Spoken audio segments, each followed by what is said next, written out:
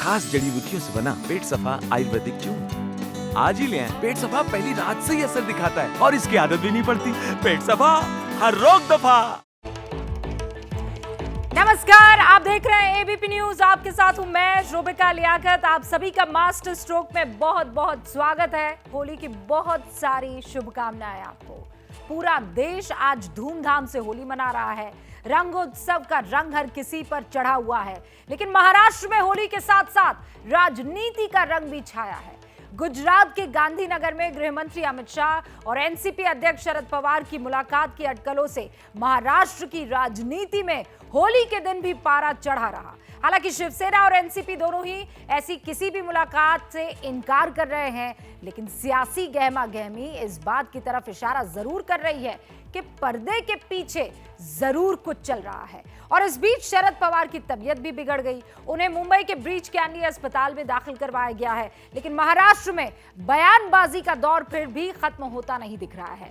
अब सवाल ये उठता है कि क्या एनसीपी और बीजेपी के बीच कुछ पक रहा है या फिर जानबूझकर ऐसा दिखाने की कोशिश हो रही है, क्योंकि महाराष्ट्र में सियासी गणित कुछ ऐसा है कि राज्य की सभी पार्टियों की बराबर की हैसियत है और एक के भी रंग बदलने से सत्ता का रंग बदल सकता है।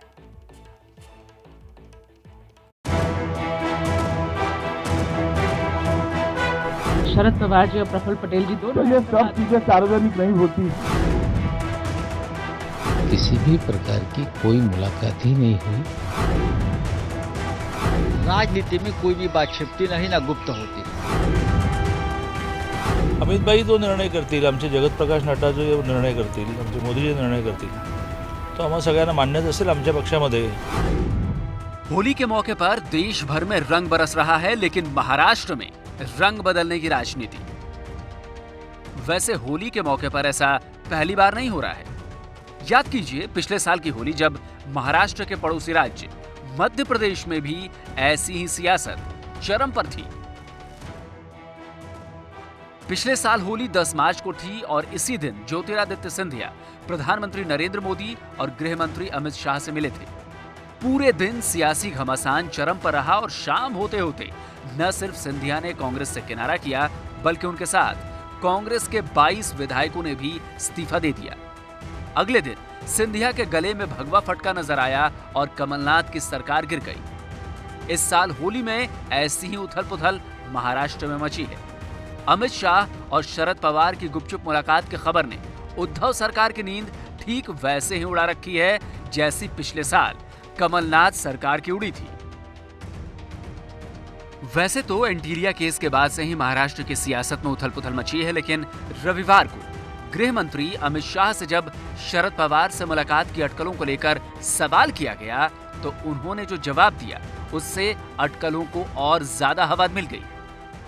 अमित सर, आप कल अहमदाबाद में थे।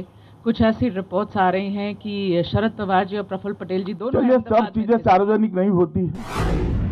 अमित शाह के इस बयान से महाराष्ट्र की राजनीति में वैसा ही भूचाल आ गया जैसा पिछले साल होली में ज्योतिरादित्य के कांग्रेस छोड़ने के दौरान हुआ था। अमित शाह के बयान के बाद शिवसेना को तुरंत मैदान में उतरना पड़ा। पार्टी प्रवक्ता संजय राउत डैमेज कंट्रोल के लिए सामने आए। शरद पवार साहब को अगर मिलना है अमित शाह जी को, और अमित शाह जी को शरद पवार साहब को मिलना है, तो उसमें कोई, मुझे लगता नहीं कोई गलत बात उसमें राजनीति है या और कुछ हो रहा है, पक रहा है, खिचड़ी पक रहा है, या राजनीति में कोई भी बात छिपती नहीं, ना गुप्त होती है। महाविकास आघाडीला काहीही धोका नाही। 100% महाविकास आघाडी पूर्ण ताकदीनं काम करते हैं। संजय राउत ने पहली प्रतिक्रिया में भले ही कहा हो कि अमित शाह और शरद पवार की मुलाकात से कोई फर्क नहीं पड़ता, लेकिन कुछ घंटों के बाद ही उन्हें इस मुलाकात को खारिज करना ही पड़ा। अपने ट्वीट में संजय राउत ने कहा, अमित शाह और शरद पवार के बीच कोई मुलाकात नहीं हुई, ये यकीन से कह रहा हूं। अब अफवाह के रंगों को कहीं ना कहीं विराम लगाने की जरूरत है, क्योंकि इससे हाथ में कुछ नहीं लगने वाला। मुलाकात का मामला सीधे तौर पर शरद पवार से जुड़ा है, इसलिए एनसीपी भी पर्दे के पीछे नहीं रह सकती थी। उसके नेता भी मुलाकात की अटकलों को पूरी तरह से खारिज कर रहे हैं। दिल्ली में पत्रकारों ने अमित शाह जी से सवाल पूछा, उन्होंने उसे टालकर एक कन्फ्यूजन क्रिएट करने का काम किया। किसी भी प्रकार की कोई मुलाकात ही नहीं हुई। अगर मुलाकात नहीं हुई तो चर्चा करने का सवाल ही नहीं उठता। So there is no reason to talk about all these unnecessary things at this stage. As far as the government is concerned, the MVA government is absolutely stable under the leadership of Shri Uddhav Thackeray. Pawar और शाह की मुलाकात हुई या नहीं, इसका सच भले ही सामने ना आ रहा हो, लेकिन अटकलों से ही महाराष्ट्र में सियासी उथल पुथल की आहट तेज हो गई है। एनसीपी और शिवसेना मुलाकात की खबरों को खारिज कर रहे हैं, तो बीजेपी इसे हवा देने में जुटी है। तुम्हाला काही भूमिका म्हणजे उद्या काही वेगळी भूमिका घेतली समजा भाजपने राष्ट्रवादी सोबत जाण्याची किंवा काय, तुम्हाला ती मान्य असेल का? अमित भाई जो निर्णय करतील, आमचे जगत प्रकाश नड्डा जो निर्णय करतील, आमचे मोदी जे निर्णय करतील, तो आम्हा सगळ्यांना मान्यच असेल। आमच्या पक्षामध्ये हे नवीन काय ठरवलं तुम्ही असलं म्हणण्याची पद्धत नाही। महाराष्ट्र में उठे इस तूफान के बीच ही शरद पवार की तबीयत बिगड़ने की बात भी सामने आ गई।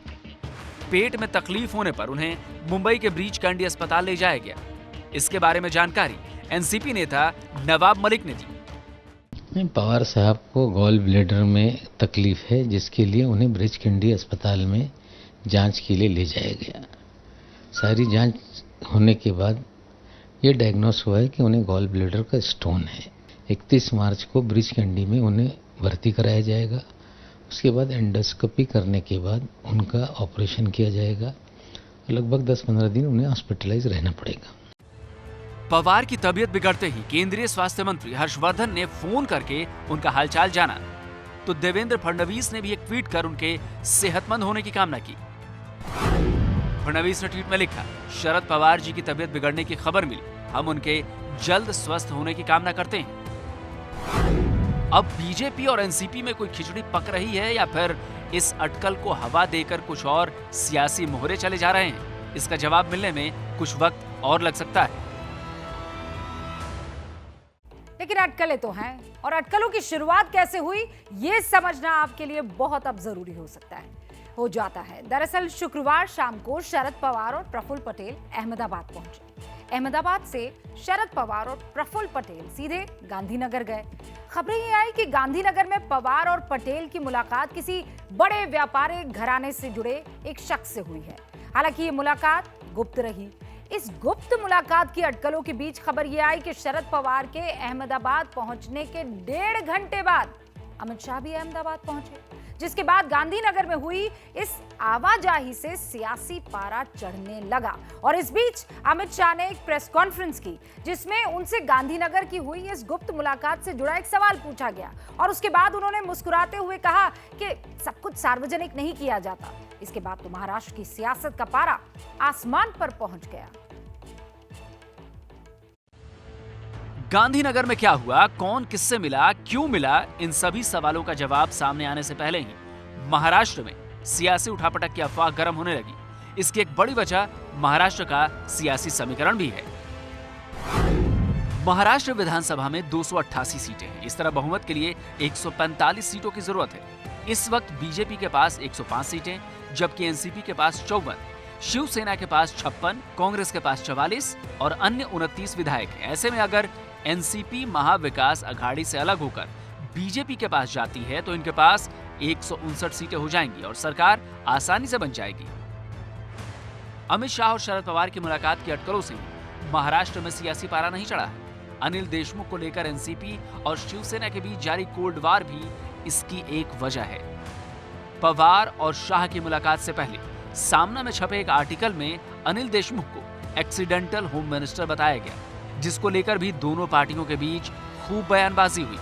इससे इतना तो साफ है कि महाराष्ट्र की सियासत में पर्दे के पीछे बहुत कुछ चल रहा है और पर्दा हटने पर बड़ा धमाका हो सकता है। अरे भैया, तुम्हें कब्ज है क्या? लोग ऐसी गंभीर समस्या को हंसी मजाक में उड़ाते हैं। कब्ज कहने के लिए तो एक समस्या है, पर 1000 बीमारियों की जड़ है। इसे इग्नोर न करें। खास जड़ी बूटियों से बना पेट सफा आयुर्वेदिक च्यून आज ही ले आएं। पेट सफा पहली रात से ही असर दिखाता है और इसकी आदत भी नहीं पड़ती। पेट सफा हर रोग दफा।